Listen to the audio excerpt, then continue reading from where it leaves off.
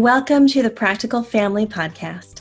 I'm Jennifer Bryant, and I want to invite you to watch and or listen to this very special edition of the Practical Family Podcast with our special guest, Dr. Lucretia Berry. I've invited Dr. Berry onto the show today to talk with us as parents about how to address the issue of race with our children. Now, there are many facets of this conversation, and while it is an ongoing conversation, I also recognize that many of us as parents are coming from various backgrounds. Some of us have been exposed to race education, some maybe slightly less so. Some have received a form of education in which race and the historical accounts of slavery were a part of our education, and still some even less so. No matter where you're coming from in this conversation, I want to invite you to listen to some very real talk and some very basic information that Dr. Berry wants to help us to understand about where to start in addressing the issue of race with our children. Now, our goal here is not to incite debate. It's to sit down and have a dialogue. And Dr. Berry talks about that in our episode today.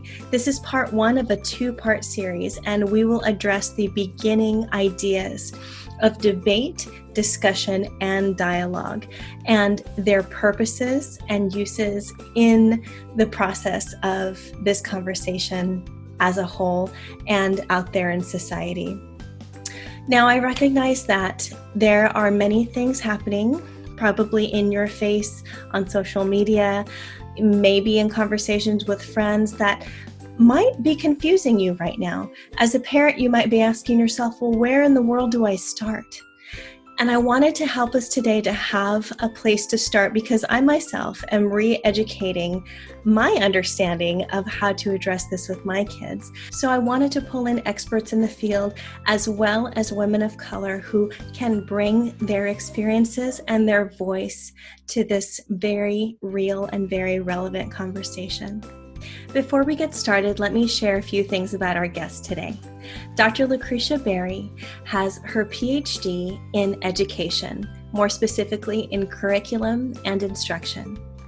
Lucretia is an educator by both training and personality, and her curriculum, called What Lies Between Us, Fostering First Steps Toward Racial Healing, is a great place for adults to begin their education or re-education on the issue of race.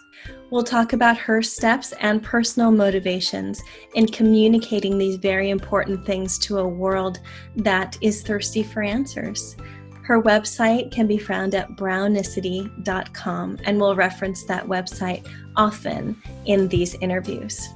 So get ready to watch interview part one, how to talk with our kids about race. Lucretia Berry, welcome to the Practical Family Podcast. I'm so happy to have you. Hi, Jen, and thank you for having me. Now, we're pretty cross-continental right now. You're all the way in North Carolina. I'm over here in the middle of the Pacific, and we're having this conversation today about race and all the things that we need to know to help our kids out. It's a pleasure to be able to connect with you because one of the first times I heard about your website and ministry was through the Grit and Grace podcast with Amy Carroll and Sherry Gregory when they had you on there to talk about that. And so you've known Amy for a little bit, haven't you? Right. Yes, we connected. Probably before her podcast, but they wanted to talk about the impact and what they were experiencing through the study guide, What Lies Between Us. And so there were some things that stood out to them from there, and they wanted to have me on to talk about it. And I just felt so honored. Like as a teacher, when people are learning from, your content, or at least me as a teacher, people are learning from my content, I feel honored. And so I was happy to go on the podcast and teach some more. And I tell you, it was life-changing for me because as a teacher myself, or a trained teacher, I am naturally going to gravitate toward information that I can soak in, that information that's new to me. Like, and a lot of this topic, I feel like, gosh, I should have known this, right? Right? And all of us were educated so differently, it seems like, and that's kind of the hurdle that we're having to overcome at this point. But your study guide, which we'll talk about more, I'm taking myself through it right now. I'm almost done. I'm almost at the end. But it's been through, it's taken me through a lot of different cycles of introspection. And I love that history was at the very beginning of it. And I needed it. I needed it for me. And so being able to have this conversation with you is such a blessing. I love the idea behind your website, Brownicity. Right. Tell me about what that means, and how that kind of works out with your own family. Sure. So as you can imagine, Brownicity is a made-up word, and it's two words put together, brown and ethnicity. And it really stemmed from our family needing a framework of oneness. So I am African American. My husband is white American, which is inclusive of Italian, mostly some German in there as well. But oftentimes, we even in society we describe a couple like my husband and I as interracial, and so then it kind of limits us to these socially kind of constructed narratives about who we are and where we've come from. And well, it doesn't really bode well, when you need to describe, when you need a family framework that holds you together as one, and doesn't kind of treat you as these fragmented pieces from two different racial categories, or you're some mixture of these two things that are not supposed to be mixed together. So, our children have a mom and a dad like all humans, right? So, before we even had children, we did search for or talk about what our framework would be for our multi-ethnic children who would need tools to navigate our very hyper-racialized society, a society that would try to put them, in one category or the other, or, they get the question, what are you? So, as if they weren't human, But anyway, our oldest, when she was only 4 years old, made the observation that we're all hues of brown. And she had done a portrait activity at school, and that was her takeaway. And she said, "Mommy, you are deep brown, and Daddy is light brown, and I'm medium brown."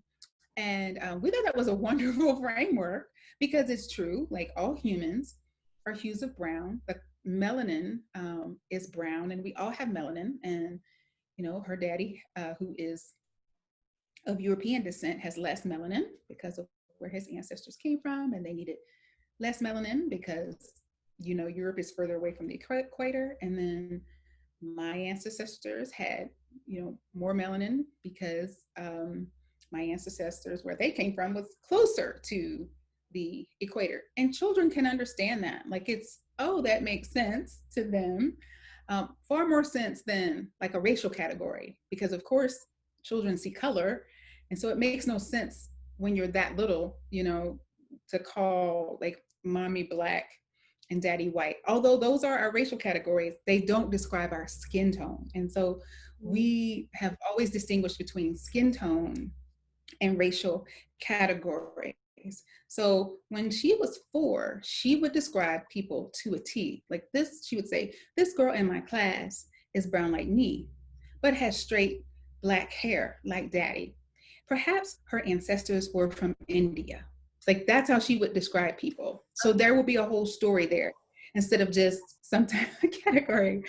So we would use the term, well, is so-and-so brown like me, or brown like daddy, or brown like mommy. So brown became a core unifier of our our conversation or our framework. And then so that's where the brown comes from. And then ethnicity means that which we have in common. And so, yes, we all are hues of brown. And so that's why our tagline for Brownicity is many hues, one humanity.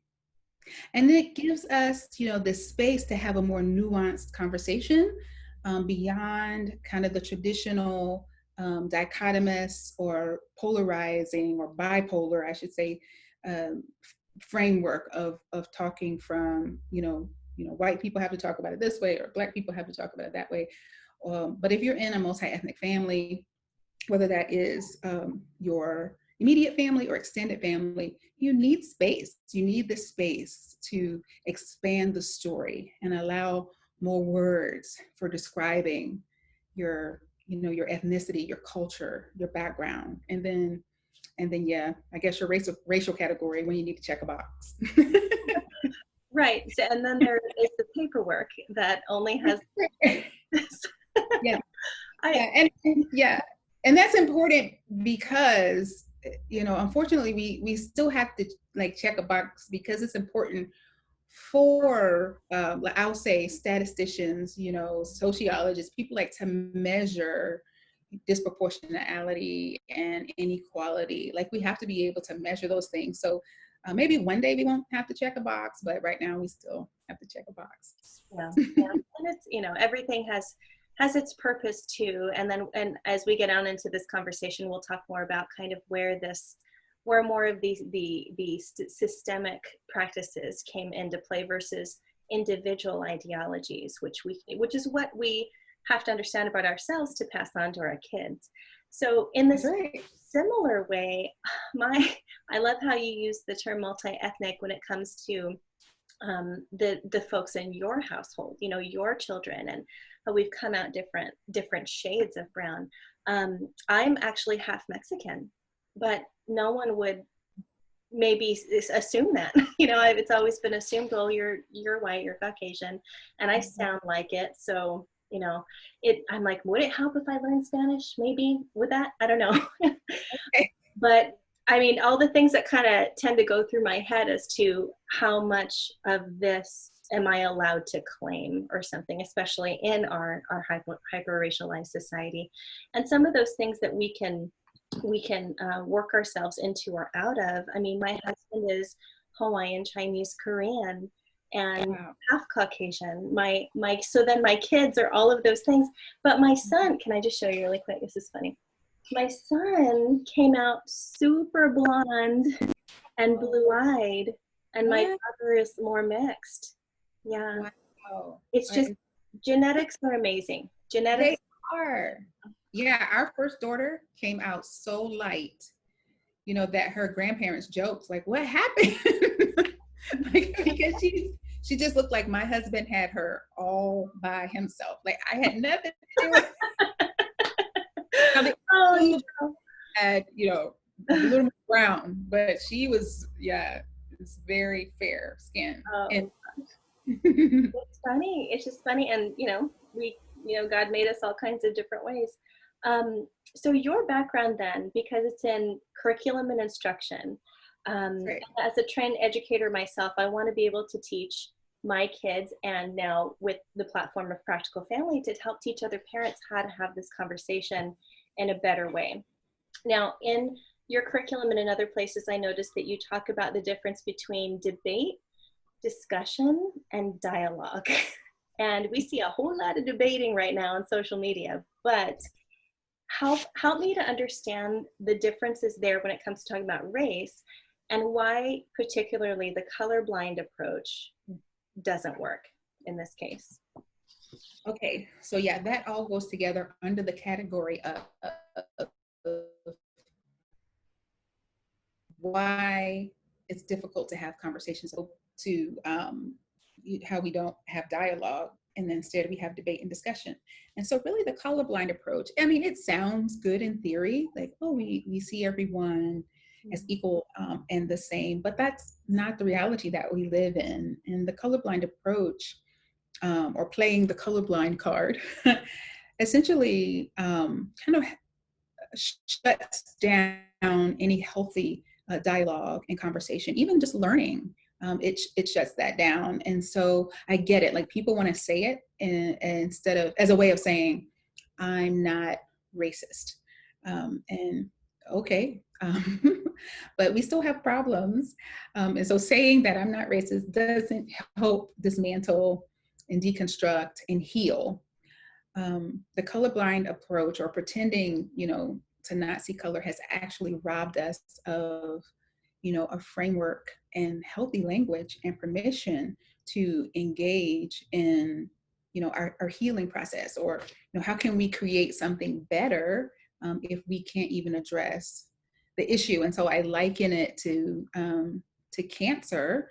When my mom had breast cancer, I didn't say, well, I'm going to pretend like I don't, that she doesn't have it, or that it's not an issue, and then that is what will make it better. No, I grabbed. I remember being really big and pregnant, and I'd go to every appointment with her that I could. Sometimes I'd have to say, with me being pregnant, can I go into certain, appointments because of the equipment that was there, radiation, certain things like that. But she had her own folder, and I'm like taking all these notes, and I'm learning as much as I can. She's learning as much as she can to do what we can do to beat the cancer. And she did, like, she beat the cancer. But the point is, pretending that it wasn't there was not the answer. And it's the same with how with race and how we've been racialized. And, we're working kind of from a deficit. And so we don't understand race, and we don't understand how we've been racialized. I liken that to gravity. And because gravity is something that we can all, say, well, I think I know what that is, or maybe it has impacted us, all of us, in some way. But how many people can actually explain the mechanics and the mechanism, the science behind gravity?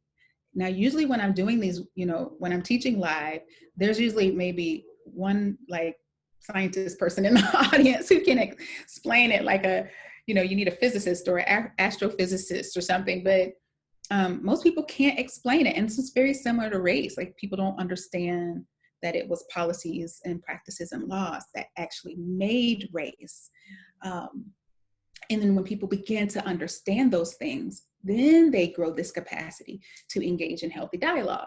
So until they get to a place where they can have healthy dialogue, they only are able to engage in debates and discussions. And so I borrowed this from, the writing on my paper is too small, but anyway, it's a part of the curriculum. But I borrowed this from a university, and it told the difference between debate, discussion, and dialogue. And of course, with debate is might is right. And so it's not about moving forward in a healthy way. It's about winning. Okay. And so, there is no winning. Like, everybody loses. Everybody is losing in regards to how we don't we don't understand racism. We don't have the proficiency that we should in terms of understanding racism. And then discussion is, I know people go like, oh, let's come together and let's have a discussion. But usually discussion means the noisier, the smarter. So the person who talks the most, like is maybe wins, or takes up the most space, or has the most airtime. Or on social media, maybe it's whoever writes the longest post, or, comes back time after time after time. And so the discussion really doesn't move us forward anyway. What actually moves us forward is dialogue.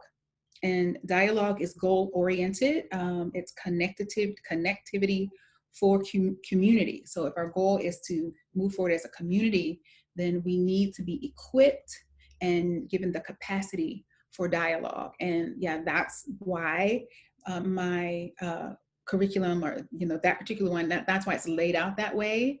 And regardless of where I teach, whether I'm teaching like a 5-week course, or like in the high school, I teach a year-long course, or a school year-long course. There we go. I use this same approach: is that we have to build ourselves. We have to fill in our deficits first before we can then move forward in healthy dialogue.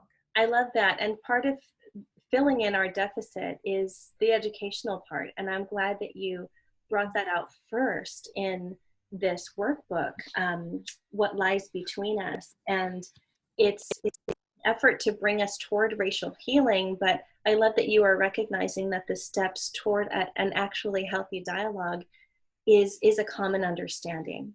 And that is so important, because I remember being a classroom teacher, and I could have been teaching the kids about, I think I did a series once on Edgar Allan Poe. And so I was teaching them about the Raven and Telltale Heart and all this.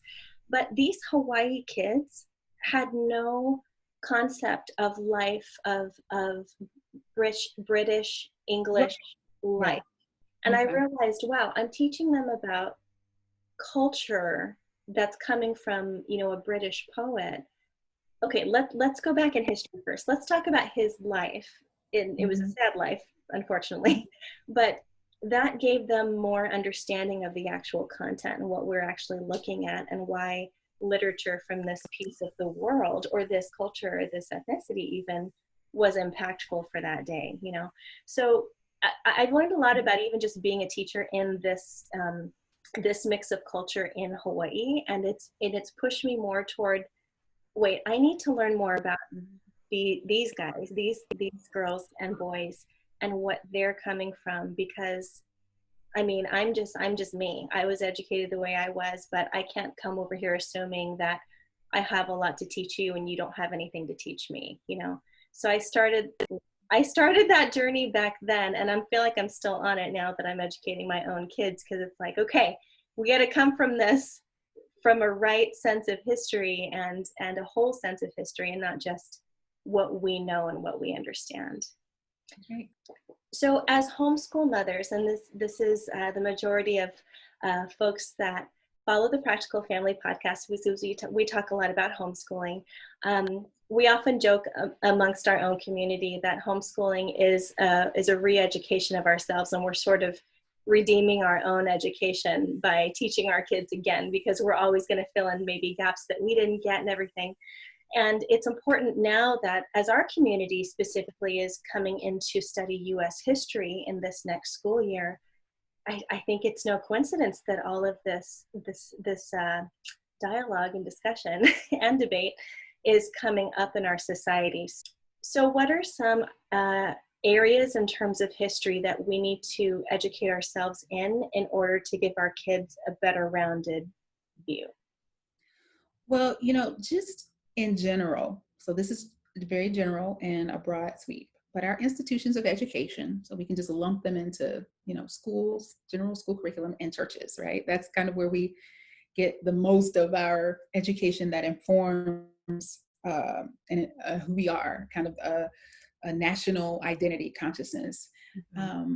Well, we kind of, suffer from a severe deficit where we're, only telling the history of European conquest, colonization, and contributions. I remember being a kid in elementary school thinking, why are we learning about the same, like, 4 white guys, like, every year?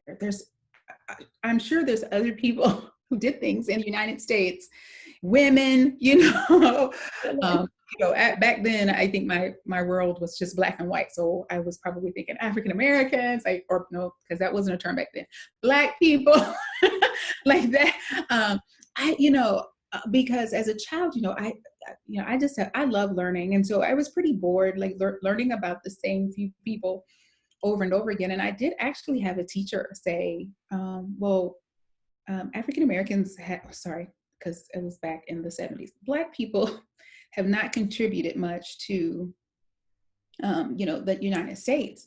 Now, I knew that wasn't right, and so I thought, well, here's a teacher that has been, misinformed. And I was very fortunate, though, to, go home to parents who actively amended what I was taught in school. And I can't tell you that they, sat down and said, and had a plan, like, okay, we're going to actively amend what they learned in school, but it was just a part of their narrative that I wasn't getting, or wasn't being taught in school. So a little context, and a little reality check is, okay, I'm not that old, but I'm the first generation of fully integrated, going to school in a fully integrated school, K through 12. So my parents would have grown up, they grew up during the Jim Crow era, so they had a different education than I did. And then, of course, had lots to share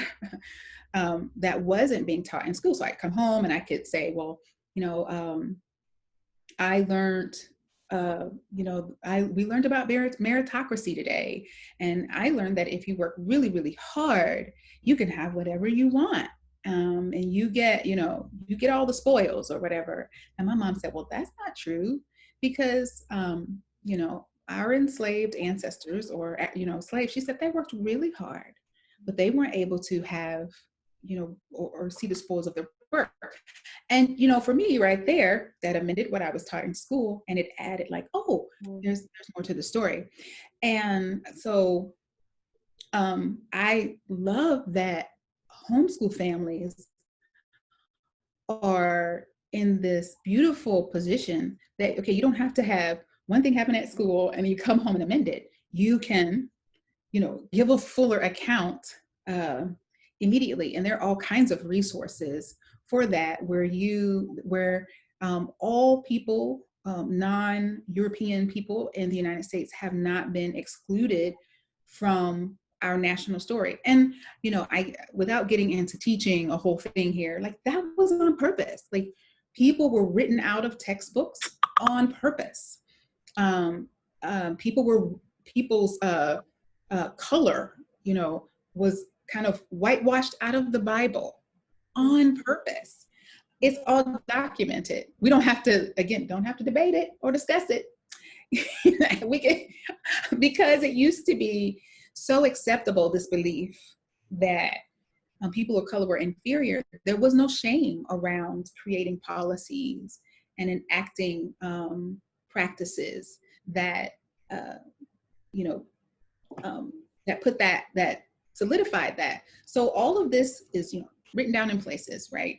So because it was so intentionally done, like, well, let's take all of these people out of the textbooks, or let's whitewash, our history, then we have to be that much more intentional in being inclusive. And so there's all kind of books for that. One that jumps out at me right now is Lies My Teacher Told Me. So I hate to put the onus on teachers. That's the one thing I don't like about that title, but it should be like Lies That the Institution of Education told me, because I love teachers. But also as teachers, like I'm a teacher, and so I do have the autonomy to shape the content that I am teaching. So did I answer the question? It's like I kind of went off on a tangent. Yes, no, absolutely. So yes, and I do agree. Homeschoolers have more of the freedom to be able to do that, and it's difficult to even to see if mothers don't feel like they can get past the loudness of the debate on social media enough to know that they can, we can educate ourselves, and then we can sit and have a dialogue with someone about it and really press into the things that we don't know, or the things that we missed in our education, or that just were flat out not there. And I think that a lot of mothers are worried that because they don't know what they don't know, what are they going to inadvertently pass on to their children in terms of implicit bias or anything like that. So I love that even your curriculum here and What Lies Between Us has given us a foundational framework for, okay, let's look at this first. Let's consider what's in here, what may be in here, intentionally or not, and work it out from there. We have to challenge ourselves as adults before we can, pass it on, and always in grace and love, which, of course, is part of it. I mean, we were created to evolve, so we're always growing and evolving, and so we can just make that a part of our growth. Sometimes I think we compartmentalize it, like, well, it's this thing over here that I have to, that is hard and difficult and taboo, but no, it's like anything that just you take some steps, you take your first steps, you learn a little bit, and then you keep learning and you keep learning and you keep growing. Yeah, amen. Grace everywhere. So what is difficult right now for many non-people of color, especially in the Christian community, and because I work with a lot of homeschool moms who are also Christian, raised in the Christian faith, biblically based, education is what is very important to them too. So it's difficult to be thought of or think that they're being thought of as being unintentionally racist. And then here comes, arguments like the colorblind approach. And as you said before, I feel like in defense, I need to throw out all these reasons why I'm not racist and just kind of leave it there. But when we're questioning our underlying racial tendencies or being accused of being racist, how can we maybe understand the difference between systemic and personal racism, and maybe turn that defensiveness into more of a proactive approach to combat these harmful ideologies? Yes, I will say first, again, it's like we've been handed a plate of manure, right? Mm-hmm.